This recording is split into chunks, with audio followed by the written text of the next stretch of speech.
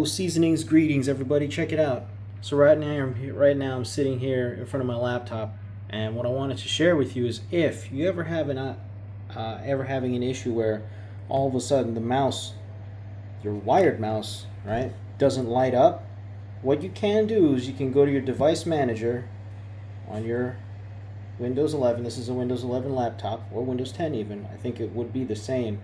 And all you got to do is go to your device manager, right? And you can go to, I believe, what's called a USB root 3.0 driver. What you can do from there is uninstall the driver, right? And then I believe you do need to restart your computer. Click the start button, press the Windows button, press the power button, and restart the machine with the mouse plugged in, even though if you're having issues it's not turning on, and just restart it.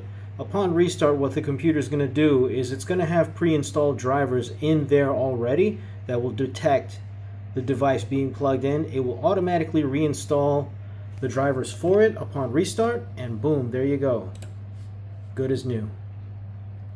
Just wanted to share that that's what worked with me, and hopefully it works for you, and that you give it a shot, and that you can be using your mouse just the way you want to be using it with your laptop or even your desktop computer.